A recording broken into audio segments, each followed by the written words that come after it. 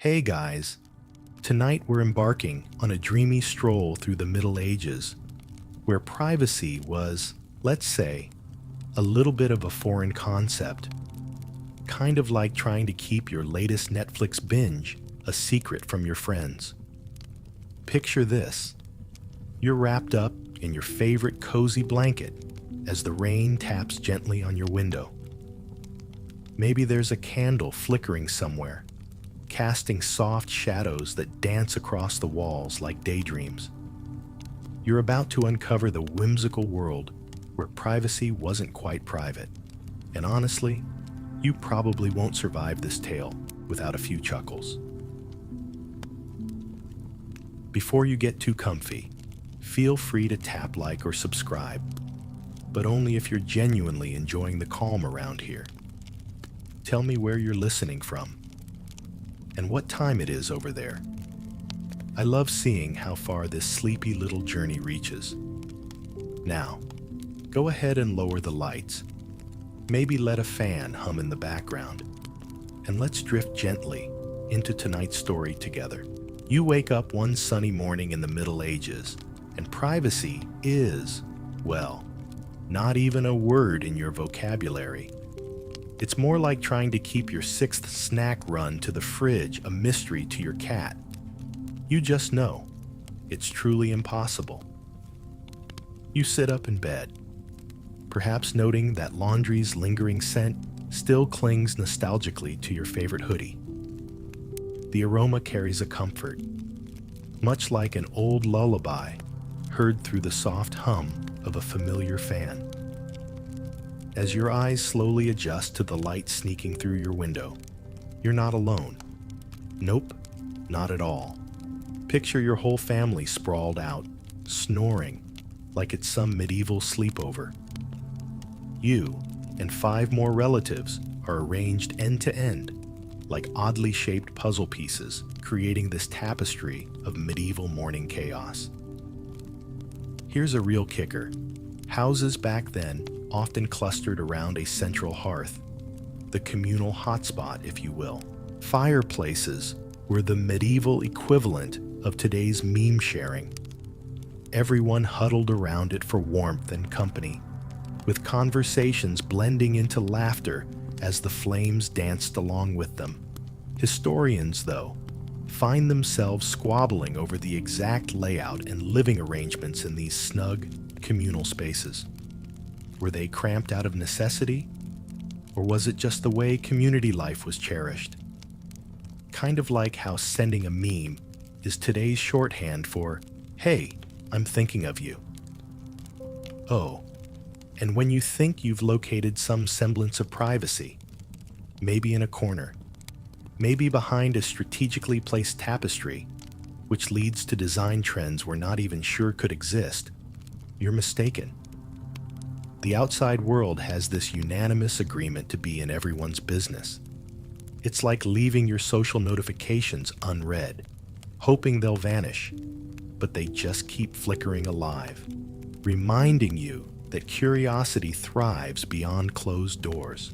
And here's your first chuckle out loud moment for the night. Can you imagine preparing for work with your to-be letters sealed in wax for dramatic flair, only to share the 12th century equivalent of an open office? Productivity? More like community living, where emails would have been pinned to a public notice board, if you will. Their lives resembled a kind of group chat that's never muted, echoing your whereabouts and undertakings to, well, everyone. But wait, here's the wild part. Traveling? It wasn't just pack an overnight bag and go. It meant the entire entourage joined in, complete with horses clip-clopping like some medieval slow-motion movie. Roads wound through picturesque field landscapes, dotted with the friendly wave of shepherds as you passed, their flocks grazing under a sky that barely changed shade, as timeless as it appears in nostalgic paintings. Each village you visited felt like a mini vacation with the whole cast in tow, your every step shadowed by familiar faces. Privacy in the Middle Ages had its laughable moments and heartwarming ones, crafting a world where life's greatest stage always seemed occupied. Next time you find yourself appreciating a few moments of solitude, remember that in a journey through time, you would have had a whole panel of neighbors offering a running commentary on the day's events. Although historians still wonder, did anything ever get genuinely private back then? It's like debating whether our medieval friends cherished this lifestyle or if it was just a byproduct of the times. And as the candle flickers down to its last whispered breath tonight, let that timeless question drift softly into your dreams, like a quiet lullaby sung by those hearth fires of old. Tomorrow, we'll explore more curiosities glimmering in the starlit history of our ancestors, right here from the coziness of this quiet, shared moment. As you step back into the soft glow of our medieval story, the sun is just beginning to edge over the sleepy horizon, painting everything in hues of gold and amber. Imagine the hum of the world waking up, like when your favorite playlist begins quietly before crescendoing into something grand. You pull on your mismatched socks that somehow feel just right and take a deep breath, savoring the fresh smell of dew-laden fields mixed with the warmth of an open fire. Out in the bustling world of the Middle Ages, privacy is once again an amusing afterthought. Today's curious adventure lands you in the communal bathhouses, those ancient halls where people gathered not just to keep squeaky clean, but to catch up on the medieval equivalent of the office water cooler gossip. Honestly, you could just picture it. Everyone chatting away, their voices and laughter mingling with the soft splashes echoing off stone walls as they exchanged tales of the day, or recounted stories probably as exaggerated as your average fishing trip. Here's a real historical gem. These bathhouses were not merely utilitarian. They were social hubs where you could trade more than just soap, but perhaps a secret or two as well. Much like the acclaimed social media of today, you could literally follow someone right into the baths, and you'd have that same unspoken rule of floating along with the crowd. No harsh vibes, just communal carefree splashing. But then, here's a quirky tidbit. Rumor has it, there was an unwatchables corner for those seeking a momentary respite from public life. Feel free to giggle, imagining it labeled with medieval emojis carved above a dark nook. Historians still argue whether these communal baths represented a yearning for interaction, or if they were simple tradition and necessity, perhaps both, existing in a curious, symbiotic dance. It's akin to when you tell yourself you're heading to a cafe to work in solitude, and instead, you end up surrounded by people wearing dark glasses and oversized headphones who are all doing the exact same thing. You'd imagine walking into one of those lively spots, eyes catching the soft, steamy tendrils wrapping around as voices murmur like a favorite Spotify background track. Eye contact meets recognition, nodding to familiar faces as bowls of aromatic oils pass from hand to hand. In this steamy haven, whispers float like ephemeral dreams over pools that reflect the flickering torchlight. Here, friendships are forged, alliances are whispered into being, and strategies for life's larger game are planned amidst aromatic steam clouds. Let's face it, this was no haven of solitude. Your social status was as public as today's likes and retweets, and any juicy details from your day would simply slip into the collective conversation, like gossip finding its way rapidly through a group chat at warp speed. Those whispers could shape destinies, spark rivalries, or simply raise an eyebrow for all the right or wrong reasons. Imagine sending messages at unspeakable hours, waking up to unexpected replies, significantly reshaping the landscape on which relationships were built. For a millisecond, you think of how lovely it is today to disappear quietly into your private bathroom, following your own secret routine, perhaps scrolling on your phone with earbuds snugly inserted, tuning into a universe of personal choice. No watchful eyes, just you, your thoughts, and that existential question. Will today be the day you tackle that ever-growing to-do list or rearrange priorities like furniture in your peace-seeking soul? But oh, in those vivid, smoky bathhouses of yore, setting boundaries was never quite the option. As the candle embers, fluttering dreamlike on their last attempt at life, know that tomorrow will tread new paths into the heartbeat of history, unwrapping tales of camaraderie, curiosity, and constant clamoring of voices echoing past and present, bridging the private with the infinite public.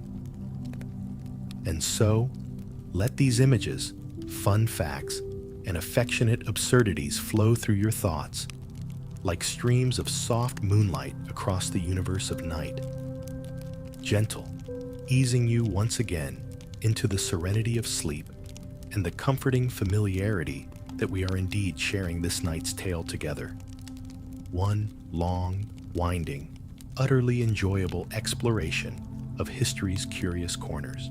As the first light of dawn stretches across the medieval landscape, you find yourself stepping into the vibrant, bustling scene of market day. It's like walking into a medieval version of your local farmer's market, only with more horses clomping by and fewer kale smoothies.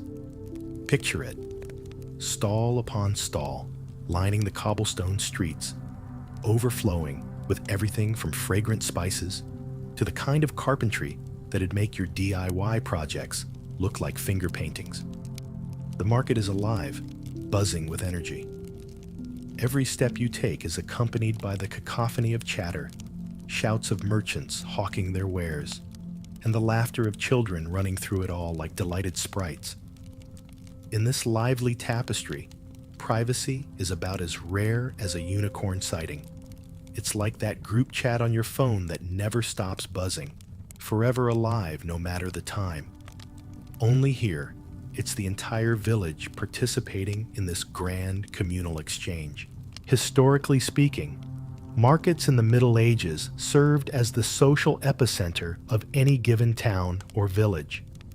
Like that addictive Facebook marketplace where you peek at all the treasures and oddities available for a steal, medieval marketplaces were where you gathered not just groceries, but the day's news, shared over a freshly baked pastry or a bit of haggling over cloth. Here, deals and drama unfold with equal fervor. Friends meet friends, and strangers become acquaintances in the course of a morning's exchanges. Now, here's a curious little nugget. These markets were also where unintentional eavesdropping became somewhat of a social art. With everyone engaged in bartering and trade discussions, imaginations would flourish, stitching fragments of overheard conversations into stories with delightfully exaggerated threads. Picture the expressions: raised brows, knowing nods, secretive smiles slipping unnoticed among the vibrant throng. You probably wouldn't need to check your medieval schedule either. People simply sensed whenever it was time to gather, like how you instinctively reach for your phone to refresh your feed. Historians have long debated whether markets naturally attracted storytellers or simply transformed people into eager narrators spinning tales amidst their bartering. Was the marketplace a reflection of life, or was life merely mimicking the market's vivacious spirit?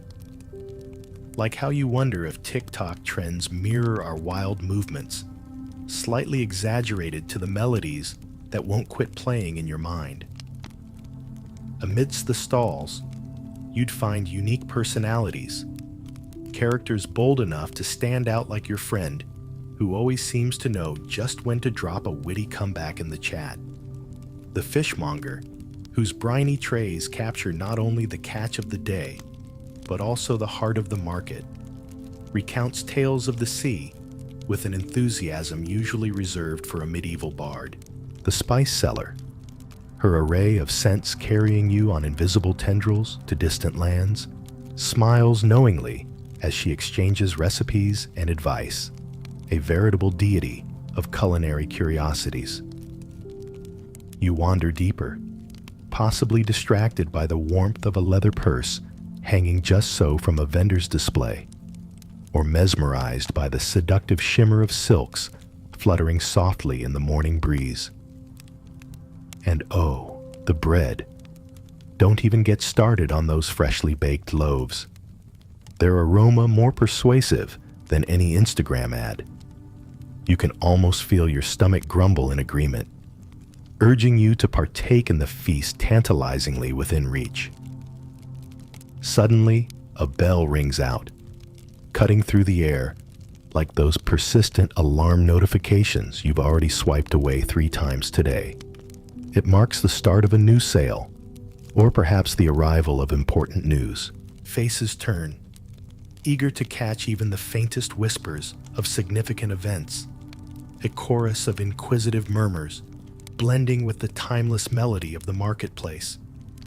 And there, wrapped up in this lively pocket of medieval life, you understand how privacy wasn't the centerpiece of existence, but rather a gentle dance amidst chaos, a communal symphony where individual notes never strayed too far, finding their pitch in harmony with the rest. Now, as market day winds down, the warmth of those shared experiences lingers, softly cushioning your thoughts as the medieval sunset bathes everything in a golden, forgiving light. Take a moment, let your senses soak it all up, like that last satisfying sip of herbal tea before bed.